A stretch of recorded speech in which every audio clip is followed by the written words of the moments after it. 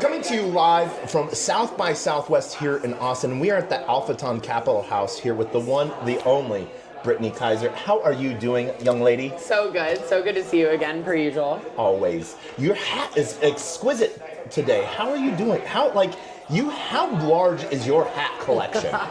It's actually quite huge. I started wearing wide brim hats in kindergarten and have been doing it my entire life. So I have hats from all over the world in every shape, size, color, and some of them have survived the years. Some of them have, gone to better places. But in general, the hat collection is basically one of the largest collections that I have. I compare your hat collection to my badge collection. Totally. So, for those who don't know who you are, I can talk about you all day. What is Brittany Kaiser doing right now? And then we will go into the past. So besides also hardcore badge collecting, this is basically what the doorknobs of the handles of all the doors in my house are basically like that. Yeah. From every event that I go to and speak at, which is usually, 200 events a year, right? Mm-hmm. So most days I'm at an event, some days I'm at 3 or 4 events that all have their own accreditation, and that's because I am a very active lady. I consider myself a data rights activist. I started my career as a human rights lawyer. Then I got into tech, quickly realized that tech is not very ethical and started working on privacy-centric tech, definitions of data ownership, definitions of data protection, our rights to privacy. And so, now I'm the CEO of AlphaTon Capital, NASDAQ Aton, which is a privacy-centric technology developer. We also invest in privacy-centric technologies, from confidential computing all the way to consumer-facing apps, and how we provide applications that are not just ethical but compliant. So that's sort of what you're doing now, both AlphaTon Capital. You also, I know there's a better word for this, but you basically do Airbnb for castles, medieval castles across Europe. I do.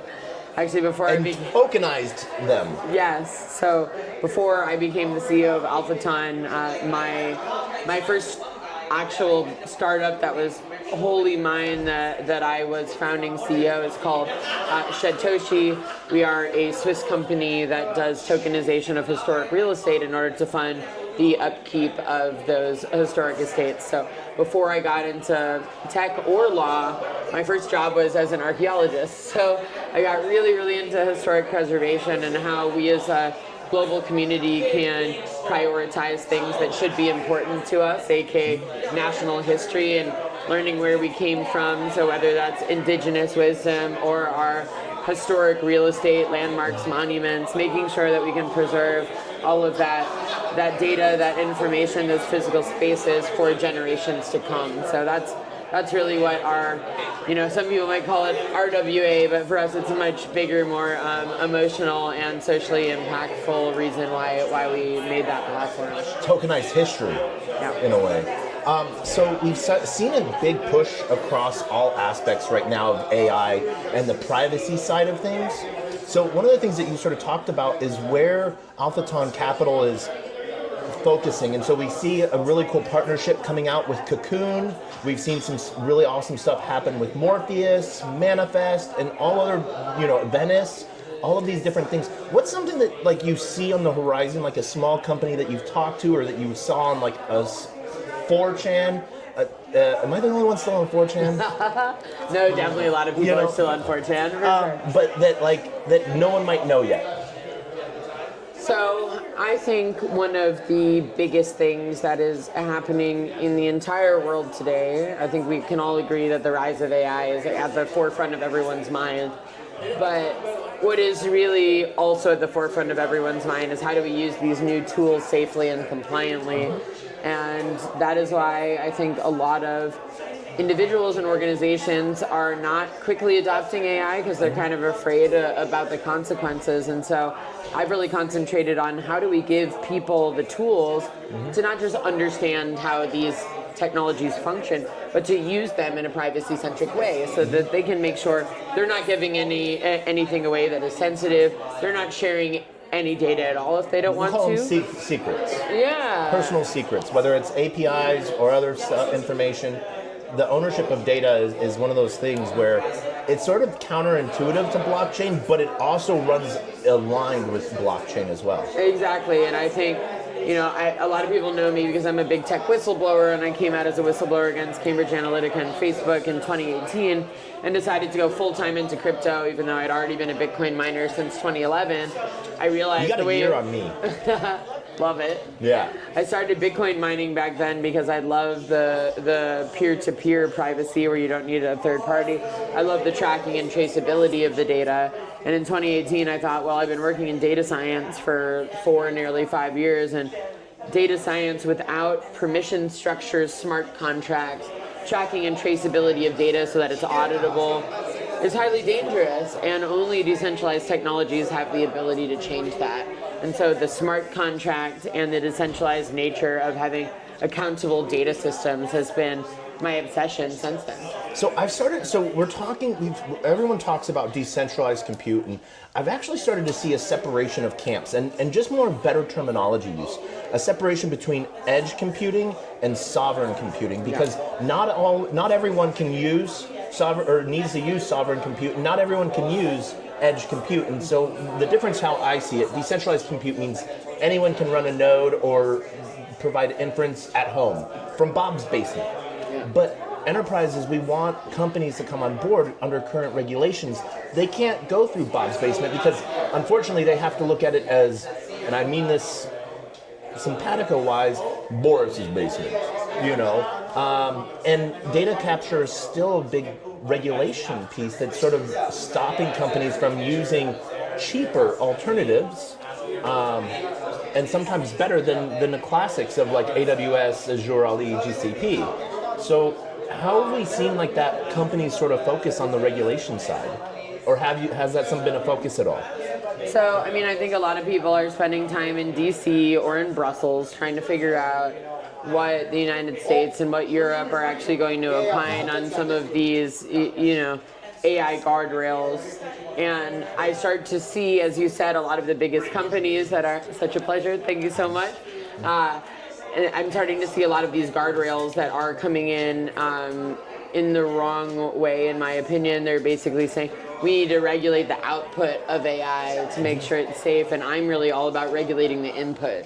So can you get real data that is consensually sourced, where you're not violating anyone's copyright, IP, or privacy, and use that as the training data? Like if everyone in the world had a data wallet and they could see all the data they were producing all day, and you could say, hey, if I could anonymously and consensually share data sets that are not private, that don't allow me to be targeted or be vulnerable, if I could share all of that and get a piece of the deal and actually get paid a percentage of the revenue, would I do it?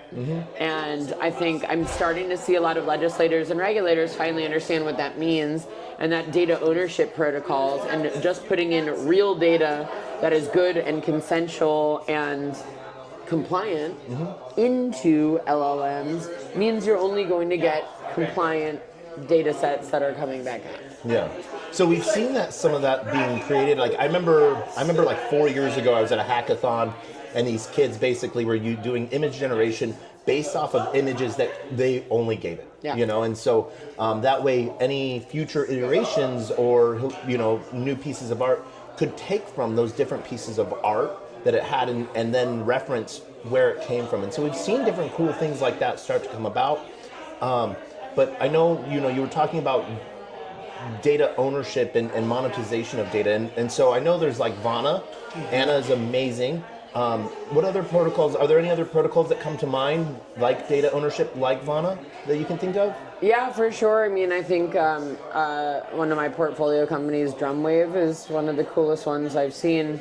They built it for about 10 years in Mountain View, and are finally deploying government contracts where you have a data wallet that is rolled out either through a bank or a government or someone that already has a client-facing portal. And instead of just having a savings account or just having your social security account you also have a data savings wallet. Okay. And that data savings account allows you to API into the databases that are holding data on you. Mm-hmm. And if a third party wants to license that data, they give you an offer, and you can consensually, anonymously, and securely share those data sets and get 50% of their revenue. That is rolling out nationally in Brazil. It'll be rolling out statewide for a few states in the U.S. And I think letting people earn on a daily basis from their data will be one of the most freeing and impactful initiatives for extreme poverty and taking care of people's most basic human rights. Amazing. I wanted to say thank you so much for taking the time today. For those that want to find you on X, where's the best place, and what is your X handle, and can you spell it out for the algorithm? For sure. My X handle is at OwnYourDataNow, so OwnYourDatanow. And you can follow my company at Alphaton Capital, ALPHACAPITAL. So we'd love to have you follow us across social media. We're Alphaton Capital or Own Your Data or Own Your Data Now, and we are so excited that you joined us for this conversation. Such a pleasure, as usual. Brittany, thank you so much for your time today. And as always, I'm Player One Taco, PLAYER, the number one TACO. You can find me anywhere, just like you can find Brittany. We're here all about the privacy of data and ownership and the combination of both blockchain and AI and doing it safely. And we will see you next time.